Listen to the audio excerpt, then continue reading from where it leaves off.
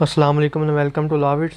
In today's video we will discuss about one of the sources of law which is also considered as a primary source of law in contemporary world, that is legislation.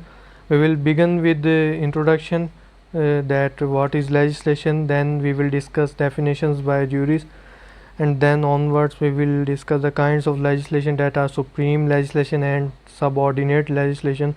While discussing supreme legislation, we will also discuss nature of Pakistan's parliament, and while discussing subordinate legislation, we will discuss subdivision of subordinate legislation, and then finally we will discuss advantages and disadvantages of legislation as a source of law. So let's begin. What is legislation?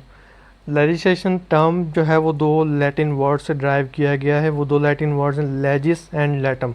लेजिस का मतलब है law, लैटम का मतलब है to make, put और set. तो टर्मोलॉजिकली legislation का मतलब बनता है मेकिंग और सेटिंग अप ऑफ लॉ, कानून साजी करना। लेजिस्लेशन एक प्राइमरी सोर्स ऑफ लॉ है आज की दुनिया में, और इसका मतलब ये होता है कि एक कॉम्पिटेंट अथॉरिटी कोई किसी भी किस्म के रूल्स को डिक्लेयर करे, वो जो एक्ट होता है उसको हम लेजिस्लेशन कहते हैं। डेफिनेशंस में हमारे पास दो फेमस जूरिस्ट जो कि जॉन सैलमन, जॉन ऑस्टिन, उनकी डेफिनेशंस हैं। मिस्टर जॉन सैलमन ने लेजिस्लेशन को कुछ इस तरीके से डिफाइन किया कि legislation is that source of law which consist in the declaration of legal rules bye competent authority. कि लेजिस्लेशन एक ऐसी सोर्स ऑफ लॉ है जिसमें एक कॉम्पिटेंट अथॉरिटी लीगल रूल्स को डिक्लेयर करती है। कॉम्पिटेंट अथॉरिटी से मुराद वो अथॉरिटी एक लीगल बॉडी होती है जिसको लॉ ऑफ द लैंड के ज़रिए एक कॉम्पिटेंसी दी जाती है, और उस कॉम्पिटेंसी को एक्सरसाइज करते हुए वो लीगल रूल्स को जो है वो डिक्लेयर करती है। जो जॉन ऑस्टिन ने उन्होंने कहा legislation includes such activities which results into law making और अमेंडिंग, ट्रांसफॉर्मिंग और inserting new provisions in the existing law, thus there can be no law without a legislative act. इन्होंने काफ़ी चीज़ें बातें जो है लेजिस्लेशन में इंक्लूड कर दी। उन्होंने कहा कि कोई भी ऐसी एक्टिविटीज़ जो कि रिज़ल्ट करें लॉ मेकिंग में, कानून बनाने में, और अमेंडिंग या फिर कानून को रद्दबदल अमेंड वगैरह करने में, ट्रांसफॉर्म करने में, या फिर न्यू प्रोविजंस को इंसर्ट करने में एग्जिस्टिंग लॉज के अंदर है, ऐसी जो भी एक्टिविटीज़ होती हैं उनको हम लेजिस्लेशन के ज़ुमरे में लेकर आते हैं। फिर फाइनली उन्होंने कहा कि thus there can be no law without a legislative act. कि उन्होंने कहा कि अगर एक लेजिस्लेटिव एक्ट, अगर ये जो ऊपर हमने एक्टिविटीज़ डिस्कस की जिनमें लॉ मेकिंग, अमेंडिंग, ट्रांसफॉर्मिंग और इंसर्टिंग न्यू प्रोविजंस था, उन्होंने कहा कि अगर ये वाले एक्ट्स ना हो, ये वाले लेजिस्लेटिव एक्ट्स ना परफॉर्म किए जाएं, तो हमारे पास कोई भी लॉ अवेलेबल ना हो। काइंड्स ऑफ लेजिस्लेशन, कानून साजी की इकसाम। जॉन सैलमन के मुताबिक लेजिस्लेशन की दो इकसाम होती हैं, supreme legislation and second subordinate legislation. Supreme legislation से मुराद वो वाली लेजिस्लेशन जो कि एक स्टेट में रहने वाली सोवरेन पावर के पास होती है। सोवरेन पावर से मुराद वो वाली पावर जिसके ऊपर कोई दूसरी अथॉरिटी नहीं होती, वो ख़ुद किसी को ऑबे नहीं कर रहा होता, बल्कि दूसरी जो बॉडीज़ होती हैं वो उसे ऑबे कर रही होती हैं। तो जो भी सुप्रीम लेजिस्लेशन होती है उसको कोई दूसरा बंदा, कोई दूसरी लीगल अथॉरिटी, लेजिस्लेटिव बॉडी ना ही रिपील कर सकती है, ना एनल कर सकती है, ना ही कंट्रोल कर सकती है। मतलब एक सुप्रीम लेजिस्लेशन को जो है आप क्वेश्चन नहीं कर सकते, कोई भी दूसरी लेजिस्लेटिव अथॉरिटी उसे क्वेश्चन नहीं कर सकती। वो इस वजह से क्योंकि ये जो लॉ मेकिंग होती है, ये कानून साजी होती है, ये हाईएस्ट अथॉरिटी करती है। वो अथॉरिटी जो कि सबसे सुप्रीम होती है, सबसे हाईएस्ट होती है, बाकी सब उसके सबऑर्डिनेट होते हैं। सबऑर्डिनेट होने की वजह से उनके पास ये अथॉरिटी नहीं होती कि वो सुप्रीम लेजिस्लेशन को चैलेंज कर सकें। इसकी एग्जांपल अगर हम लें तो पार्लियामेंट ऑफ इंग्लैंड इसकी बेस्ट एग्जांपल कहलाती है। ब्रिटेन में ये है कि डॉक्ट्राइन ऑफ पार्लियामेंट्री सॉवरेनिटी के तहत जो है वहाँ की जो पार्लियामेंट है, ब्रिटेन की पार्लियामेंट को एक सुप्रीमेसी, एक ओमनीपोटेंस हासिल है, जिसको एक्सरसाइज करते हुए वो सुप्रीम लेजिस्लेशन करती है, कानून साजी है कैसी करती है, जिसको कि हम कोर्ट ऑफ लॉ में किसी भी दूसरी ट्राइब्यूनल या अथॉरिटी के आगे चैलेंज नहीं कर सकते हैं। इवन उसकी पावर को डिफ़ाइन करते हुए ये कहा जाता है कि इंग्लैंड की पार्लियामेंट कुछ भी कर सकती है सिवाय उन चीज़ों के जो कि नेचुरली इम्पॉसिबल हैं, जैसे कि एक मेल को फीमेल और एक फ़ीमेल को मैन वो डिक्लेयर नहीं कर सकती, क्योंकि ये एक ऐसी चीज़ है जो कि नेचुरली इम्पॉसिबल है। तो उन एक्ट्स को छोड़कर जो कि नेचुरली इम्पॉसिबल है, उनके अलावा हर काम, हर लॉ जो है इंग्लैंड की पार्लियामेंट पास कर सकती है। अब यहाँ पर हमारे पास सवाल ये पैदा होता है कि क्या पाकिस्तान की पार्लियामेंट मजलिस शुरा भी एक सुप्रीम लेजिस्लेचर है, जैसे कि हमने इंग्लैंड की पार्लियामेंट को डिस्कस किया। तो इसका आंसर होगा नहीं। वो इस वजह से कि पाकिस्तान की पार्लियामेंट सोवेरियन तो है लेकिन सुप्रीम नहीं है। सुप्रीम होने से मुराद ये होता है कि अगर एक पार्लियामेंट सुप्रीम है तो उसके एक्ट्स को किसी भी दूसरी अथॉरिटी रिपील नहीं कर सकती, किसी भी दूसरी अथॉरिटी के सामने उस पार्लियामेंट के एक्ट्स को चैलेंज नहीं किया जा सकता। लेकिन जब हम पाकिस्तान के कॉन्स्टिट्यूशन को देखते हैं तो जुडिशरी के पास एक जुडिशल रिव्यू की पावर मौजूद होती है, जिसको एक्सरसाइज करते हुए वो पार्लियामेंट्री एक्ट्स को, लेजिस्लेटिव एक्ट्स को रिपील कर सकती है, एब्रोगेट कर सकती है। ये पावर आर्टिकल 184(3) में सुप्रीम कोर्ट के पास अवेलेबल है और आर्टिकल 199 में जो है ये हाई कोर्ट्स के पास ये पावर अवेलेबल है। इसकी अगर हम हिस्टोरिकल एग्जांपल्स देखें तो मौलवी तमीज़ुद्दीन का केस, जो कि गवर्नमेंट ऑफ इंडिया एक्ट के आर्टिकल 223A के तहत सिंध हाई कोर्ट में चैलेंज किया गया था। फिर उसकी अपील जो है वो फेडरल कोर्ट में हियर की गई थी। हाजी सैफुल्लाह का केस हो गया, अहमद तारिक रहीम का केस हो गया, मोहम्मद नवाज शरीफ का केस हो गया, इसके अलावा मोहतरमा बेनज़ीर भुट्टो का केस हो गया। ये हिस्टोरिकल केसेस हैं जहां पर कोर्ट्स ने अपना रोल किरदार किया और जुडिशल रिव्यू की पावर इस्तेमाल करते हुए इन्होंने अल्ट्रा वायर्स के अनकॉन्स्टिट्यूशनैलिटी के प्रिंसिपल्स को मद्देनज़र रखते हुए जो लेजिस्लेटिव या फिर एडमिनिस्ट्रेटिव एक्ट्स थे उनको इन्होंने एब्रोगेट किया, रिपील किया। लेजिस्लेशन की दूसरी काइंड है सबऑर्डिनेट लेजिस्लेशन। कोई भी ऐसी कानून साजी जो कि सोवेरियन के अलावा कोई दूसरी अथॉरिटी करती है उसको हम सबऑर्डिनेट लेजिस्लेशन कहते हैं। मतलब यहाँ पर हमारे पास दो चीज़ें आ गई, एक आ गया सोवेरियन और दूसरे हाथ पर खड़ी हैं बाकी सारी दूसरी अथॉरिटीज़ या लीगल बॉडीज़। जो सोवेरियन लॉ पास करेगी वो सुप्रीम लेजिस्लेशन होगा और उसको कोई चैलेंज नहीं कर सकता, कोई उसको रिपील, एब्रोगेट, कंट्रोल नहीं कर सकता। और जो दूसरी लीगल बॉडीज़ या अथॉरिटीज़ होती हैं अदर देन सोवेरियन पावर, उनको जो है वो कंट्रोल करता है सुप्रीम लेजिस्लेचर, जिसके पास सुप्रीम पावर अवेलेबल होती है। ये जो अथॉरिटी एक्सरसाइज करता है, सबऑर्डिनेट लेजिस्लेटिव बॉडीज़ जो भी अथॉरिटी पावर एक्सरसाइज करती हैं वो सब डेलीगेटेड होती है सुप्रीम अथॉरिटी की तरफ से। जैसे कि पाकिस्तान में सुप्रीम अगर हम कहें तो एक नज़र से पार्लियामेंट ऑफ पाकिस्तान हो सकती है और जो भी दूसरी अथॉरिटीज़ लेजिस्लेशन करती हैं उनको कंट्रोल कौन करती है, हमारी पार्लियामेंट। फिर उसके बाद इनकी जो वैलिडिटी होती है, इनकी एग्जिस्टेंस कब तक ये एग्जिस्ट करेंगी वो डिपेंड करता है सुप्रीम अथॉरिटी के ऊपर।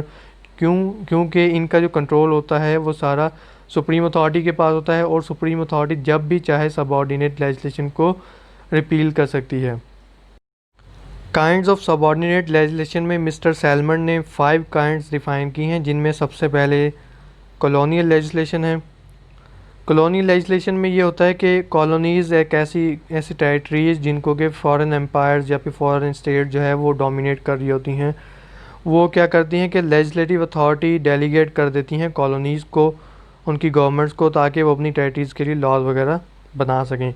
जैसे कि इंडिपेंडेंस से पहले सब कॉन्टिनेंट इंडिया की जो लेजिस्लेचर थी वो लॉज वगैरह पास करती थी और उनको ये जो अथॉरिटी डेलीगेट की गई थी वो ब्रिटिश एम्पायर के ज़रिए की गई थी। तो एक किस्म की लेजिस्लेटिव अथॉरिटी होने की वजह से अगर कोई भी लॉ जो कि इंडियन लेजिस्लेशन ने पास किया है वो रिपील कर सकती थी ब्रिटेन पार्लियामेंट थी वो।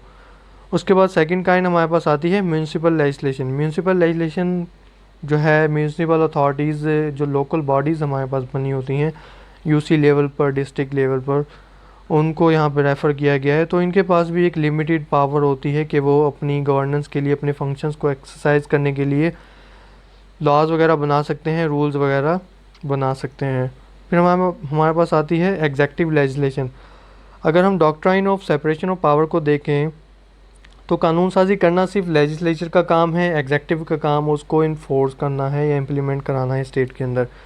लेकिन पार्लियामेंट जो है, जो लेजिस्लेचर है, वो एग्जेक्टिव को कुछ अथॉरिटी जो है अपने फंक्शंस, लेजिस्लेटिव पावर जो है वो डेलीगेट करती है कि वो अपने फंक्शंस को रेगुलेट करने के लिए, अपने जो डेली बेसिस के काम होते हैं उनको चलाने के लिए, अपने डिपार्टमेंट्स के जो काम होते हैं उनको रेगुलेट करने के लिए लॉज वगैरह बना सकती हैं। ये भी एक डेलीगेटेड लेजिस्लेटिव अथॉरिटी होती है जो कि लेजिस्लेचर देता है।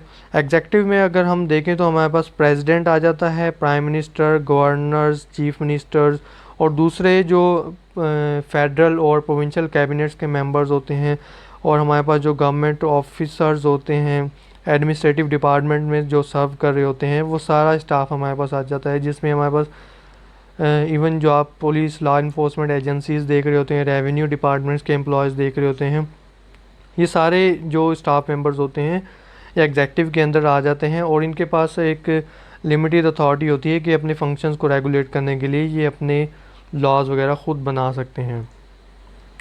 फिर हमारे पास फोर्थ काइंड आती है जुडिशल लेजिस्लेशन। जुडिशरी का काम लॉ को इंटरप्रेट करना होता है और फंडामेंटल राइट्स को प्रोटेक्ट करना होता है, लेकिन जो लेजिस्लेचर है वो जुडिशरी को भी एक certain authority, legislative authority delegate करता है, जिसको एक्सरसाइज करते हुए वो अपने अफेयर्स को, अपने प्रोसीजर्स को चलाने के लिए लॉज वगैरह लेजिस्लेट कर सकते हैं। फिर हमारे पास फिफ्थ काइंड आती है ऑटोनॉमस लेजिस्लेशन। ऑटोनॉमस वो वाली बॉडीज़ होती हैं जो कि प्राइवेट होती हैं, लीगल बॉडीज़ होती हैं, जैसे कि यूनिवर्सिटीज़ हो गया, रेलवेज़ हो गया, दूसरी कॉरपोरेशंस वगैरह हो गई। इनके पास भी एक डेलीगेटेड लेजिस्लेटिव अथॉरिटी होती है, जिसको एक्सरसाइज करते हुए वो अपने लिए रूल्स और बायलॉज बना सकते हैं, जिनको कि कोर्ट्स रिकग्नाइज भी करती है, और टाइम आने पर, वक्त आने पर उनको कोर्ट्स में इन्फोर्स भी कराया जा सकता है। तो ये काइंड्स थी हमारे पास, 5 काइंड्स थी सबऑर्डिनेट लेजिस्लेशन की। अब हम ये देखते हैं कि लेजिस्लेशन के फ़ायदे कौन से हैं और नुकसानात कौन कौन से हैं। एडवांटेजेस में सबसे पहले हमारे पास ये है कि लेजिस्लेशन एक ऐसा अमल है जिसके ज़रिए हम न्यू लॉज को ला सकते हैं, और जो पुराने आउटडेटेड लॉज हो चुके हैं जिनकी हमें अभी ज़रूरत नहीं है, उनको हम रिपील करके ख़त्म भी कर सकते हैं। लेजिस्लेटिव एक्ट एक ऐसा एक्ट है, कानून साजी का एक ऐसा अमल है जिसको एक्सरसाइज करते हुए जैसे ही हम कानून को पास करते हैं वो इन्फोर्स हो जाता है। जैसे ही पब्लिश हुआ वो इन्फोर्स हो गया, और उस टेरिटरी में जहाँ जहाँ वो एप्लीकेबल है, जो जो उसमें सब्जेक्ट्स रह रहे हैं, जो जो इंसान वहाँ पे या बॉडीज़ एग्जिस्ट कर रही हैं, वो बाउंड होती हैं कि वो उस लॉ को एग्जिस्ट करें। अगर इसके बरक्स अगर हम लीगल रियलिज़म का कॉन्सेप्ट देखें, जो कि हम ऑलरेडी अपनी प्रीवियस वीडियो में डिस्कस कर चुके हैं, उसमें ये था कि जो लीगल रियलिस्ट होते हैं वो ये कहते हैं कि लॉज पार्लियामेंट तो बना देती हैं, लेकिन जब तक कोर्ट्स उनको रिकग्नाइज़ नहीं करती वो लॉज नहीं कहलाते। तो यहाँ पर ऐसा बिल्कुल नहीं है। एक लेजिस्लेटिव एक्ट जो होता है वो जैसे ही पब्लिश होता है, पास हुआ, पब्लिश हुआ, वो एक लॉ बन जाता है, और सब बाउंड होते हैं कि वो उसको फॉलो करेंगे।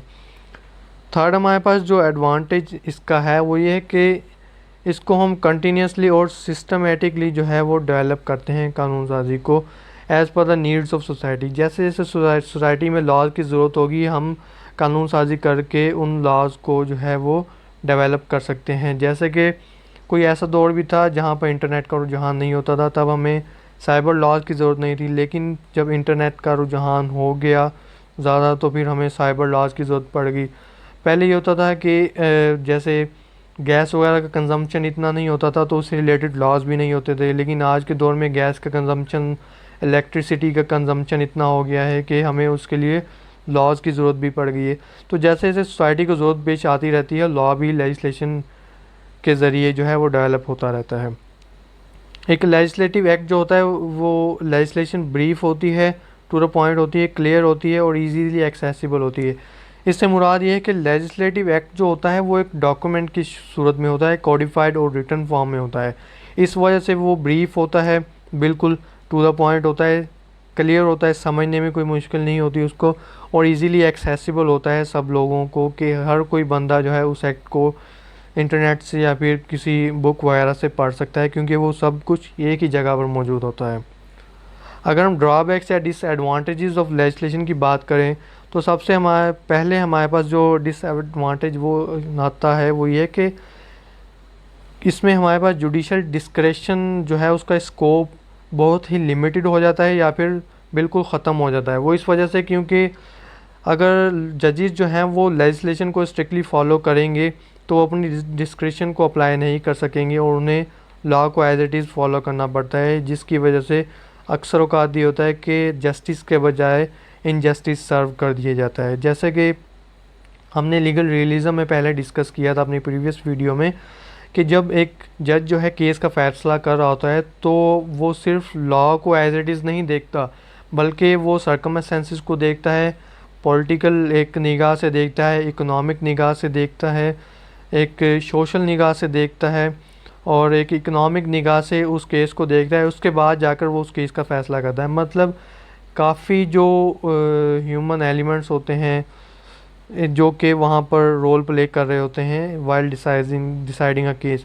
लेकिन जब हम लेजिस्लेशन को स्ट्रिक्टली फॉलो करने पे आएंगे तो ये वाली जो जुडिशल डिस्क्रेशन है जजेस की, वो उसका स्कोप बहुत कम हो जाता है या फिर लिमिटेड हो जाता है। सेकंड ड्रॉबैक हमारे पास ये है कि वर्ड्स की जो मीनिंग्स होती हैं वो एक से ज़्यादा हो सकती हैं, और एक से ज़्यादा मीनिंग्स होने की वजह से जो एक्चुअल इंटेंशन क्या थी एक लॉ के पास होने पे, वो हम डिटरमाइन करना मुश्किल हो जाता है, जिस वजह से भी इनजस्टिस जो है वो सर्व हो सकता है। थर्ड ड्रॉबैक हमारे पास है लेजिस्लेशन जो है वो इंडिविजुअल्स के राइट्स को इन्फ्रिज करता है।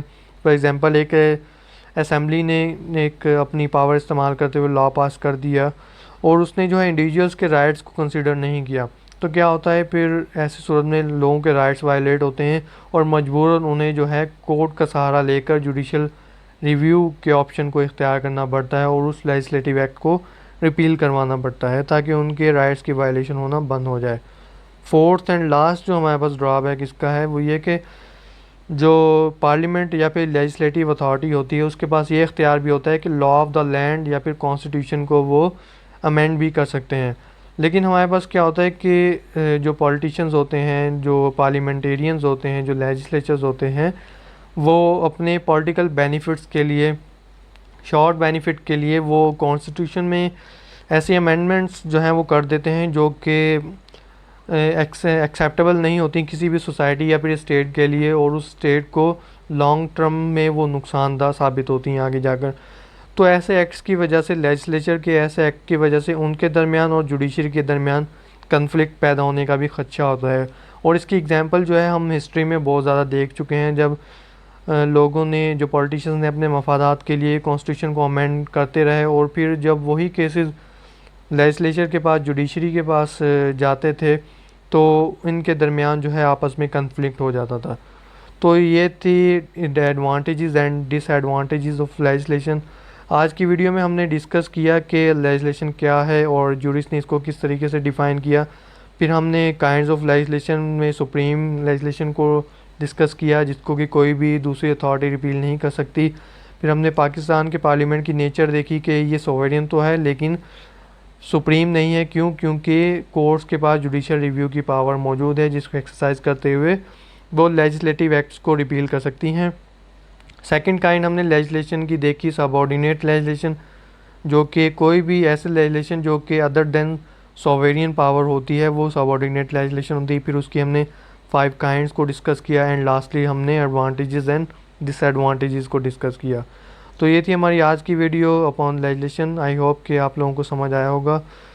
Thank you for watching, stay tuned, जज़ाकुमुल्लाह खैर।